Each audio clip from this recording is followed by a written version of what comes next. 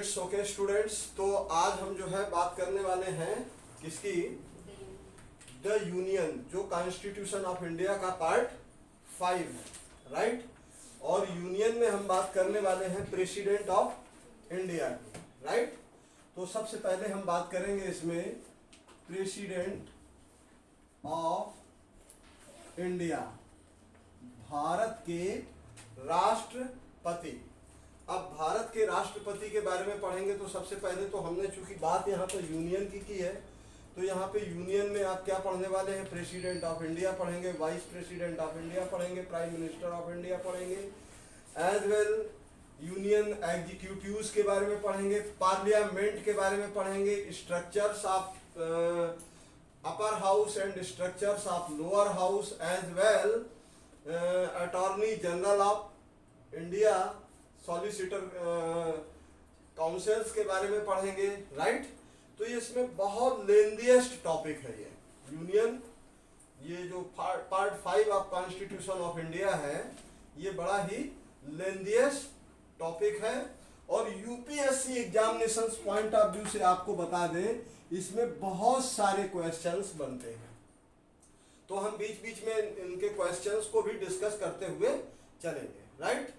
तो सबसे पहले तो हम आपको बता दें कि हम सबसे पहले जो टॉपिक देने जा रहे हैं वो है president of India, means Bharat के राष्ट्रपति। और भारत के राष्ट्रपति को हम पढ़ते हैं आर्टिकल 52 से लेकर के 61 तक। तो हम यहाँ पर आर्टिकल 52 से लेकर के 61 तक जब पढ़ेंगे तो हमने पढ़ना ही नहीं है। आज आपको आर्टिकल 52 से लेकर के 61 तक बिल्कुल तैयार भी करवाना है। आज के बाद आप समझ लीजिए कि 52 से लेकर के 61 तक के आर्टिकल आप भूलने वाले नहीं हैं।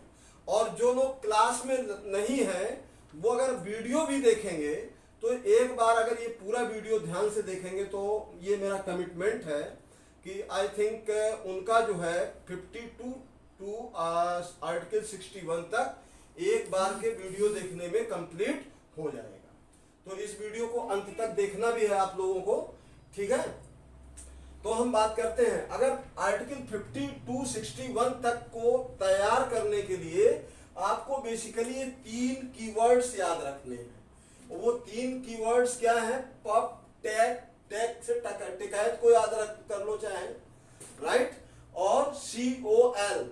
COL ये जो है क्या होता है, कर्नल को हम शार्ट में COL लिखते हैं, राइट। तो यहाँ पे कर्नल ना करके आप COI कर दीजिएगा, कोई, राइट।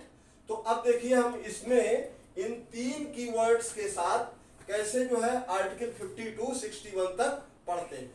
हमने आपको सबसे पहले लिखा था क्या, P, राइट। P फॉर क्या होता है, president of India, right. P in the sense means P stands for President of India. P stands for President of India, right? President of India के बारे में under Article 52, this is the provision, there shall be a President of India. Under Article 52 of Constitution of India, this is the provision that there shall be a President of India. Means article 52 में ये कहा गया है कि भारत का एक राष्ट्रपति होगा, राइट। भारत का एक राष्ट्रपति होगा।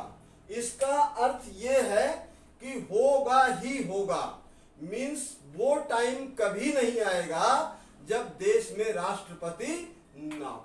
Is that clear? तो यहां पर P stands for president of India, right. हमने यहाँ पे 3 कीवर्ड्स दिए हैं, कीवर्ड्स को ध्यान से देखिए, पब, टैग, कोई, पब, टैग, कोई, राइट। ये 3 वर्ड आपको याद रखने हैं, PEP, pub, TEQ, tag, and कोई, COI, राइट। तो इसका मतलब हो गया P stands for president of India, right. अब सेकंड E, ये जो हमारा सेकंड की लेटर है E, राइट। E stands for executive powers, right, executive के बारे में, which refers the powers of president, powers of president, right. This is the provision under article 53, under article 53 executive means under article 53 of constitution of India refers executives, it means powers of president, जो राष्ट्रपति की शक्तियों के बारे में बताता है। राष्ट्रपति की शक्तियां किसमें, मतलब all the powers of executives are vested in the hands of president of India। मतलब समझ में आया, all the powers of executives are vested in the hands of president of India। It means कार्यपालिका की तमाम शक्तियां राष्ट्रपति के हाथों में निहित है। ये चीज क्लियर हो रही है कि नहीं हो रही है? ये किसमें है? Under article 53 of constitution of India provision is this that all the powers of executives are vested in the hands of president of India। is that clear? याद रहेगा। मीन्स अगर यहाँ पे क्वेश्चंस बनता है कि राष्ट्रपति की शक्तियां क्या हैं, means what is the powers of president of India, तो उसकी शक्तियां क्या हैं? तो राष्ट्रपति की शक्तियां हैं all the powers of executives are vested in the president of India.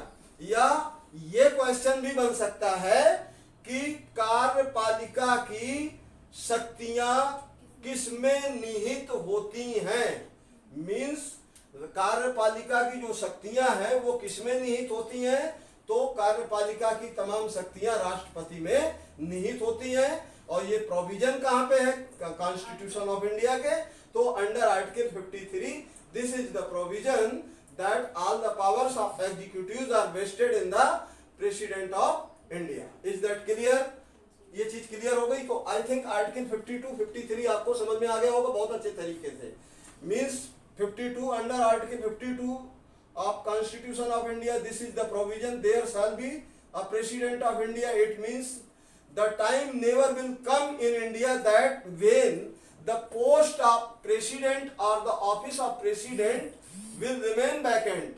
Means ऐसा समय कभी भारत में नहीं आएगा जब राष्ट्रपति की कुर्सी खाली हो या राष्ट्रपति का ऑफिस खाली हो। Is that clear? यहां तक क्लियर हो गया मेरे ख्याल से, समझ में आ रहा होगा। और ये जैसा कि हम पहले भी आपको बता चुके हैं कि राष्ट्रपति हमारे देश का सर्वोच्च नागरिक होता है, means first citizen of India, सर्वोच्च नागरिक या फर्स्ट सिटीजन ऑफ इंडिया कह सकते हैं। और president of India is head of India. President of India Bharat का हेड होता है, प्रमुख होता है। और यहाँ पर वो एक अलग बात है, हमारे देश में प्रमुख भी चुन करके ही आता है। और चूंकि जिस देश का प्रमुख चुन करके आता हो, चुनाव के द्वारा आता हो, ऐसे स्टेट को, ऐसे राज्य को, ऐसे राष्ट्र को क्या कहते हैं? रिपब्लिक कहते हैं, गणराज्य कहते हैं। ये जो कि हमने कल आपको बताया भी था कि डेमोक्रेसी एंड रिपब्लिक में क्या अंतर है। क्योंकि आमतौर पर लोग जो है कंफ्यूजन क्रिएट कर लेते हैं कई बार कि गणराज्य और डेमोक्रेसी एक ही बात है। तो डेमोक्रेसी एक और गणराज्य दोनों अलग अलग चीजें हैं। गणराज्य का मतलब होता है जहां पर देश का प्रमुख, जहां पर देश का प्रमुख अर्थात सर्वोच्च पदाधिकारी भी चुन करके आता हो, चुनाव के द्वारा आता हो, ऐसे स्टेट्स को गणराज्य कहते हैं। तो जैसे आपने हमारे इंडिया के बारे में क्या कहा जाता है? भारत गणराज्य, राइट। रिपब्लिक इंडिया कहा जाता है, we are republic India, right. तो यहाँ पर दो आपको आर्टिकल हो गए, आर्टिकल 52 एंड आर्टिकल 53। अब हम बात करते हैं ये नेक्स्ट की ई की। यहाँ पर ई आ गया तो इट मीन्स इलेक्शन। ये रिफर्स करता है, this E stands for election, means election of president of India, right. Bharat के राष्ट्रपति का चुनाव ये किसमें है? Under article 54, right. आर्टिकल 54 में क्या है? चुनाव है, अर्थात भारत के राष्ट्रपति का चुनाव होगा। और चुनाव के बारे के बाद ये नेक्स्ट फिर पी आता है, राइट। तो election of president of India, this P is stand for procedure of election, means राष्ट्रपति के चुनाव की प्रक्रिया क्या होगी, राइट। प्रोसीजर या प्रोसेस कह सकते हैं, प्रोसीजर कह सकते हैं, procedure of election of president of India, right. This is the provision under article 52 of constitution of India, means article 54 and 55, both the article refers for the election of president of India. Difference is that एक election की बात करता है, second उसके election के procedure की बात करता है कि राष्ट्रपति का चुनाव कैसे होगा, उसकी प्रक्रिया क्या होगी। Is that clear? तो आर्टिकल 52, 53, 54, 55 एक कीवर्ड आपका कंप्लीट होता है और एक कीवर्ड से आपके जो है कितने 4 आर्टिकल कंप्लीट हो जाते हैं। सेकंड हम नेक्स्ट की पर जाते हैं, T. T in the sense, T stands for tenure, right. ये कितने समय के लिए होगा, राष्ट्रपति को हम कितने समय के लिए चुनते हैं, अर्थात उसका कार्यकाल कितना होगा under article 56 of constitution of India, right. Article 56 के अंदर जो है क्या है, राष्ट्रपति की अवधि दी हुई है, समय दिया हुआ है उसके कार्यकाल करने का। ई स्टैंड्स फॉर एलिजिबिलिटी, मतलब भारत का राष्ट्रपति बनने के लिए योग्यता क्या होगी, एलिजिबिलिटी, राइट, अंडर आर्टिकल 57।